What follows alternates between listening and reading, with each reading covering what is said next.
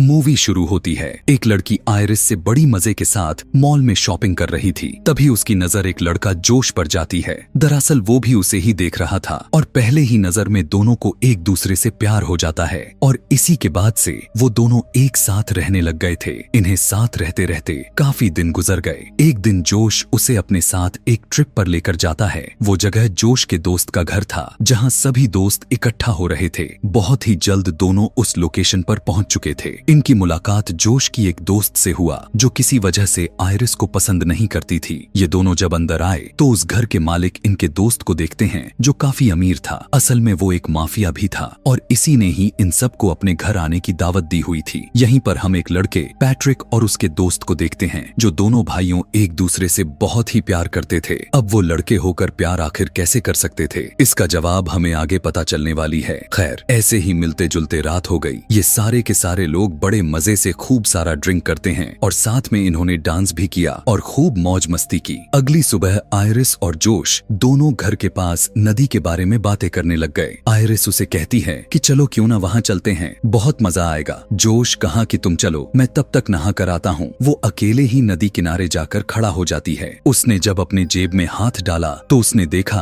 कि उसकी जेब से चाकू निकल रहा है। उसे देखकर वो काफी हैरान रह गई। सोचने लग गई कि आखिर ये नाइफ मेरे जेब में कैसे आ गया। तभी यहाँ पर घर का मालिक भी आ जाता है, इसीलिए आयरिस फौरन से चाकू को वापस रख लेती है। वो जैसे ही बहाना बनाकर वहाँ से जाने लग गई, तब मकान मालिक कहने लगा कि इधर ही बैठ जाओ, बातें करते हैं। अब वो रुकना तो नहीं चाहती थी, लेकिन उसके जिद करने पर रुक गई कि तभी वो बहुत ही अजीब बात कहता है, तुम मेरी पीठ पर लोशन लगा दो। यह सुनकर आयरिस को बुरा तो लगने लग गया था, लेकिन वह ऐसा करने लगती है। अब उस मकान मालिक की हरकतें यहीं तक ही सीमित नहीं था, बल्कि वो फौरन से आयरिस का हाथ को ही पकड़ लेता है। अजीब तरह से उसे हाथ लगाते हुए उसे अपने बहुत ही करीब कर लेता है। आयरिस को बहुत बुरा लगने लग गया। वो बार बार कह रही थी कि ये तुम क्या कर रहे हो, छोड़ दो मुझे, ये बहुत ही गलत हरकत है। लेकिन वो यह कहने लग गया, कोई बात नहीं मेरी जान, जैसे जैसे मैं कह रहा हूँ तुम भी करो। इस बात से आयरिस को अब बहुत ही ज्यादा गुस्सा आ गया। वो बोतल को उठाकर उसके मुंह पर मार देती है। मकान का मालिक गुस्से में उसे जोरदार थप्पड़ जड़ देता है, जिससे वो नीचे गिर गई और इस तरह से इन दोनों के बीच हाथापाई होने लग गई थी। उसने आयरिस के गले को जोर से दबाते हुए दबोचने लग गया। वो बस मरने ही वाली थी। अपने बचाव में आयरिस उसी चाकू को उसके गर्दन में घोंप देती है, जिससे मौके पर ही उसकी मौत हो जाती है। कुछ देर के बाद हाथ में चाकू लिए खून में सनी हुई आयरिस अपने दोस्त के पास आई। कहने लग गई कि मैंने उसे मार डाला और मैं ऐसा करना तो नहीं चाहती थी। उसने मेरे साथ जबरदस्ती करने की कोशिश कर रहा था, फिर मेरी जान लेने वाला था। जोश भी उसके पास आकर कहता है कि शट डाउन बंद हो जाओ, और उसके ऐसा कहते ही आयरिस बंद हो जाती है। उसके शट डाउन होते ही ये लोग उसे चेयर से बांध देते हैं, जिससे हम समझ पाते हैं कि आयरिस कोई इंसान नहीं, बल्कि वो तो एक रोबोट है, एक ह्यूमनाइड रोबोट, जो एक इंसान जैसा दिखने वाले रोबोट्स होते हैं। अब पैट्रिक का दोस्त जोश कहता है कि ये तो एक मशीन है, आखिर ये कैसे किसी की जान ले सकती है, और ये खतरनाक भी नहीं है। जोश ने कहा कि तुम फिलहाल के लिए यहाँ से जाओ, मैं इससे बात करता हूँ और सब कुछ समझा देता हूँ। अब जोश उसे एक बार फिर से चालू करता है। आयरिस अभी भी काफी घबराई हुई थी। वो बार बार एक ही बात किए जा रही थी कि मुझे माफ कर दो प्लीज, मैंने ये जानबूझकर नहीं किया। जोश कहता है कि तुम्हें उसकी जान नहीं लेनी चाहिए थी, वो तुम्हें कुछ नहीं कहता। जानती हो क्यों? क्योंकि तुम कोई इंसान नहीं हो, बल्कि एक रोबोट हो। यह सुनकर आयरिस काफी चौंक जाती है, क्योंकि आज से पहले उसे इस बारे में कुछ नहीं पता था। कहने लग गई कि ऐसा कैसे हो सकता है, अगर मैं रोबोट हूँ तो फिर मैं सब कुछ महसूस कैसे कर सकती हूँ? इस पृथ्वी के सभी चीजों को मैं समझती हूँ। तुम्हारे लिए फीलिंग, इमोशंस, जज्बात के साथ साथ तुमसे प्यार करती हूँ।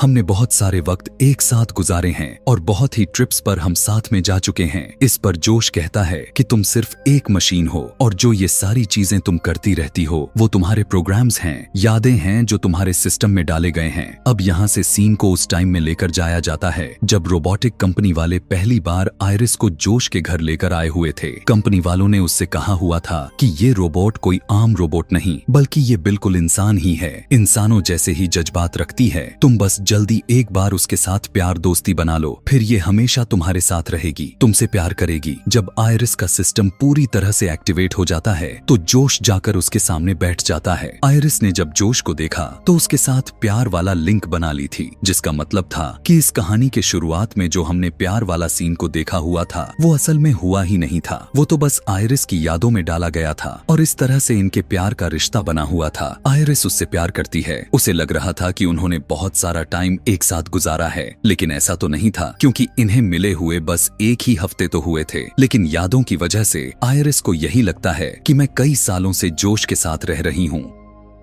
जोश उसे यह भी बताता है कि तुम्हारी आंखों से जो पानी निकलकर बाहर आते हैं वो आंसू नहीं हैं, बल्कि एक नॉर्मल पानी है, क्योंकि तुम्हारे अंदर में एक टैंकर लगाया हुआ है। जब तुम दुखी होती हो या फिर इमोशनल होती हो तो पानी अपने आप ही निकलने लग जाते हैं। यह सारी बातों को सुनकर आयरिस कहने लगी कि मैं चाहे जो भी हूँ, लेकिन मैं फिर भी तुमसे प्यार करती हूँ। यह कहकर वो रो भी रही थी। तभी यहाँ पर जोश की दोस्त भी आ जाती है और पूछने लग गई कि तुमने अभी तक इसे बंद नहीं किया। यह सुनकर आयरिस को पता लग गया था कि ये सभी उसे बंद करने वाले हैं। अपने दोस्त से बात करने के लिए जोश उसे एक कमरे में लेकर जाती है। उनकी बातों से पता चला कि यह सारा प्लान इन्हीं लोगों ने बनाया हुआ था। दरअसल वो जानबूझकर इस घर के मालिक को मरवाकर उसका सारा पैसा खुद लेना चाहते थे। जोश कहता है कि हमारा रास्ता साफ है, मैं कंपनी के आने से पहले आयरिस को रिस्टार्ट कर दूंगा, यानी उसकी यादों को शुरू से शुरू कर दूंगा। वो अब तक का सब कुछ भूल जाएगी और हम उस पर ही इल्जाम लगा देंगे। इधर आयरिस को वही नाइफ जिससे वो माफिया पर अटैक करके उसे मारा था नीचे गिरा हुआ मिलता है। उसे लेने के लिए वो चेयर को खिसकाते हुए उस तरफ जाती है और फिर नीचे गिरकर चाकू को लेने की कोशिश करती है। लेकिन उतने ही देर में यहाँ पर जोश आ गया और जब वो आयरिस के करीब जाने लगा तो वो चाकू से उसकी गर्दन पर वार कर देती है, जिससे वो जख्मी होकर नीचे गिर गया।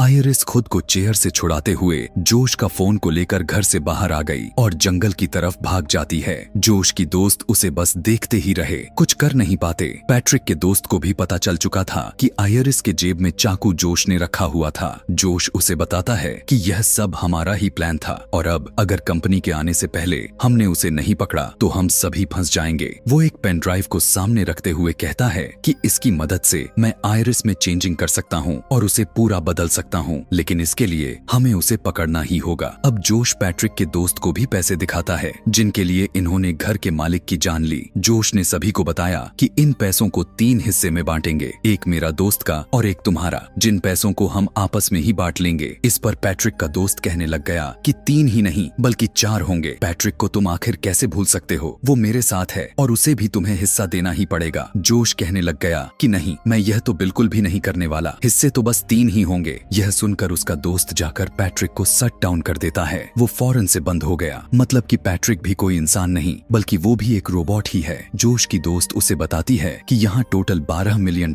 हैं, जिनमें से $4 मिलियन हम तुम्हें देने वाले हैं। तुम्हें बस हमारे साथ मिलकर आयरिस को ढूंढना है, इसमें तुम नहीं फंसोगे। वो मान तो गया लेकिन कहने लग गया कि गन मैं अपने पास ही रखूंगा क्योंकि आयरिस बहुत ही खतरनाक है। जिसके बाद वो पैट्रिक को भी दोबारा से स्टार्ट कर देता है। उधर हम देख पाते हैं कि आयरिस जंगल में भागते हुए काफी अंदर तक पहुंच चुकी थी। जोश का फोन उसके पास तो था, जो कि अच्छी बात यह भी थी कि उसे उस फोन का पासवर्ड पता था। फोन को खोलते हुए डिवाइस कंट्रोल में जाकर अपने सेटिंग्स को बदलना शुरू कर देती है। उसे इंटेलिजेंस वाला ऑप्शंस दिखाई दी, शरीर का दिमाग का, जो कि 40% दिखा रहा था, लेकिन उसे बढ़ाते हुए 100% कर लेती है। यानी कि अब उसका दिमाग सभी के मुकाबले में काफी तेज काम करेगा। ऐसा करते ही उसके अंदर बदलाव हो चुका था। वो चारों दोस्त जंगल के अंदर तक आ गए थे। जोश कहता है कि हमें 2 टीम बनाकर अलग अलग जाकर आयरिस को ढूंढना होगा, क्योंकि इस तरह से हम बहुत ही आसानी से उसे ढूंढ भी लेंगे। और अब ये लोग अलग अलग होकर आयरिस को ढूंढना शुरू कर देते हैं। आयरिस जब पैट्रिक और उसके दोस्त को देखती है तो फौरन से एक पेड़ के पीछे छुप जाती है और उनकी बातें सुनने लग जाती है। पैट्रिक का दोस्त उसे बताता है कि जोश और उसके दोस्त ने बहुत ही गलत किया। उन्होंने काफी दिन पहले एक घर के मालिक हमारे दोस्त को मारने का प्लान बनाया हुआ था, लेकिन इस बारे में मुझे नहीं बताया। हालांकि जोश कहता है कि वो मुझे दोस्त मानता है, लेकिन यह सब झूठ है। अगर उसने मुझे दोस्त मानता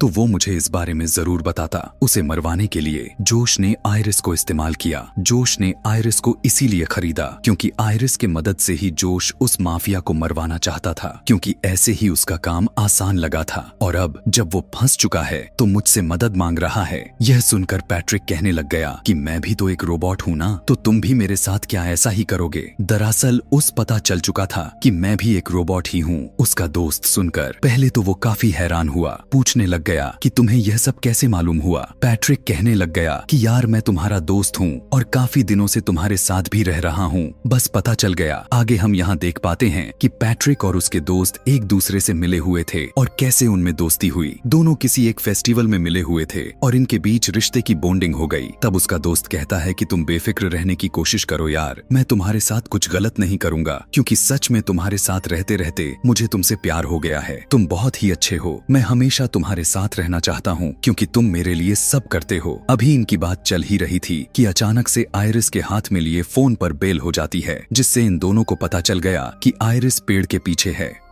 पैट्रिक का दोस्त गन निकाल लिया था और यह देखकर आयरिस भागने लग गई तो वो शूट करने लग जाता है, लेकिन निशाना ठीक से नहीं लगता। यह देखकर पैट्रिक का दोस्त दूसरे साइड पर जाता है और जब आयरिस भागते हुए आगे बढ़ रही थी तो वो सामने से आकर उसे पकड़ लेता है, जिससे यह दोनों घसीटते हुए नीचे गिर जाते हैं। लेकिन इससे पहले वो गन को लेकर दोबारा से आयरिस पर हमला करता वहीं उसे पकड़ लेती है। अब इन दोनों के बीच हाथापाई होने लग चुकी थी, लेकिन इसी बीच गन ट्रिगर हो जाती है। गोली सीधा पैट्रिक के दोस्त को लग गई और उसकी मौके पर ही मौत हो गई। अब यह सब कुछ ऊपर पेड़ पर खड़ा हुआ पैट्रिक भी देखे जा रहा था। और अब जब जोश के साथ उसकी दोस्त भी यहाँ आए, लेकिन आयरिस एक घर की तरफ भाग जाती है। वो जोश की हाई टेक्नोलॉजी वाली कार में बैठ जाती है और उसे लॉक्ड कर लेती है। तब तक जोश भी यहाँ पर आ चुका था, जो दरवाजा खोलने की कोशिश करने लगा, लेकिन कार चल नहीं रही थी क्योंकि वो आवाज की कमांड देने पर ही स्टार्ट होती थी। आयरिस ने जब अपने आवाज में गाड़ी को चलने के लिए कहा तो वो मैच नहीं करती।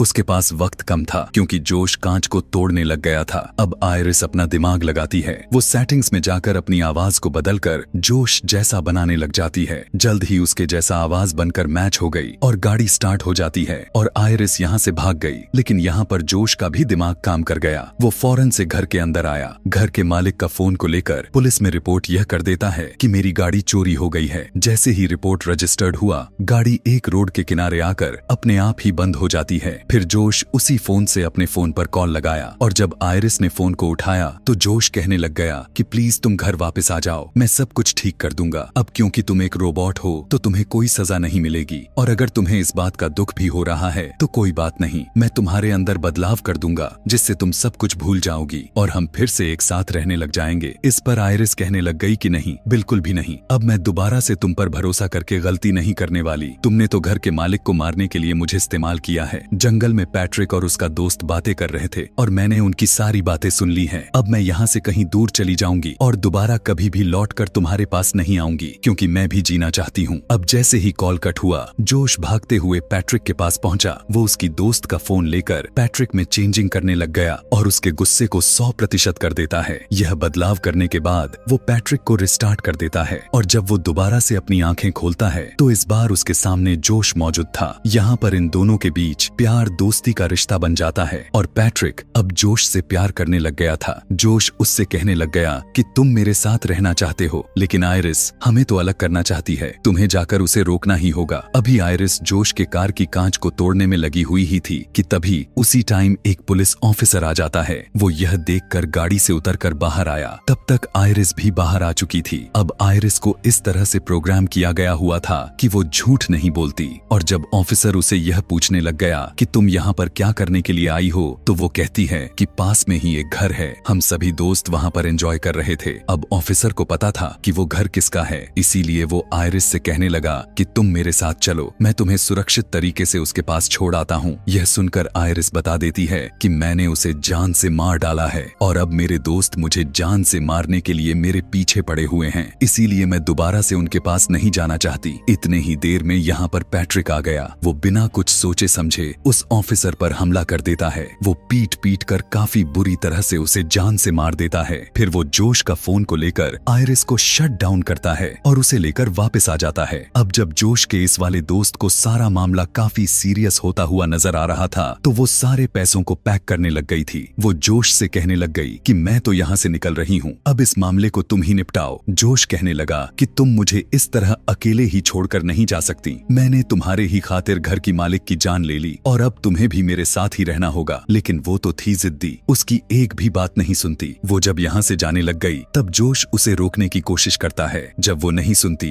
तब वो पैट्रिक को उसे रोकने को कहता है। अब क्योंकि पैट्रिक के अंदर बस गुस्से की आग जोश ने भर दी थी, इसलिए वो उसे रोकने के लिए उसके पीठ में चाकू को घुसा देता है, जिससे वो बुरी तरह से जख्मी हो गई और काफी तेजी से उसका खून निकलने लग गया और बहुत ही जल्द उसने अपना दम तोड़ दिया। अब उसकी लाश को ठिकाने लगाने के बाद जोश फिर से आयरिस को दोबारा से स्टार्ट करता है, लेकिन उसने आयरिस के हाथ को चेयर से बांधे थे, इसीलिए अब वो चाहकर भी कुछ नहीं कर सकती थी।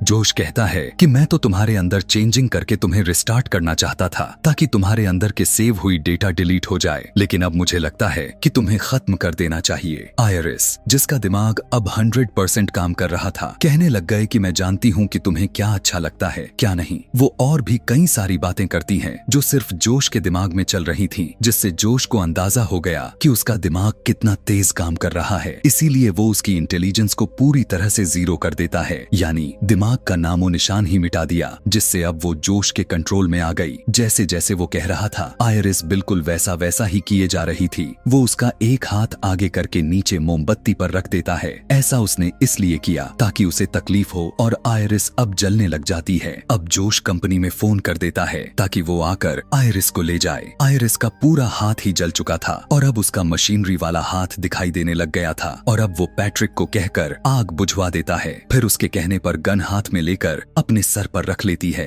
और जब वो गन की ट्रिगर दबाने को कहा तो वो खुद को शूट भी कर लेती है, जिससे अब वो पूरी तरह से खत्म हो जाती है। कुछ टाइम के बाद जब रोबोटिक कंपनी वाले लोग आयरिस को लेने के लिए आते हैं तो वो उन्हें झूठी कहानी सुना देता है। गवाही के तौर पर उसने पैट्रिक का रूप पुलिस वाला बना दिया था। वो जोश के हाँ में हाँ मिलाए जा रहा था, इसीलिए कंपनी वाले उसकी बातों पर यकीन कर लेते हैं। लेकिन वर्कर कहने लगा कि सच जो भी है वो तो हम पता लगा ही लेंगे, क्योंकि फ्रॉड से बचने के लिए हमने हर रोबोट के अंदर एक डिवाइस लगाई होती है जिसमें सब कुछ रिकॉर्ड होता रहता है। और अच्छी बात तो यह है कि डिवाइस रिकवर हो सकती है क्योंकि गोली सर में लगी हुई है, जबकि रिकॉर्ड करने वाली डिवाइस तो पीछे कमर में लगी हुई है। यह सुनने के बाद तो जोश के अंदर की बेचैनी बढ़ने लग गई थी, क्योंकि डिवाइस रिकवर हो गई तो उसकी असलियत सभी के सामने आ जाएगी। खैर, कंपनी वाले आयरिस को अपने वैन में डाल देते हैं और उसे ले जाकर उस रिस्टार्ट के प्रोसेस पर लगा देते हैं। लेकिन इससे पहले कि वो यहाँ से जाते, इनके सामने पैट्रिक आ जाता है और फौरन से ड्राइवर को शूट करके उसकी जान ले लेता है।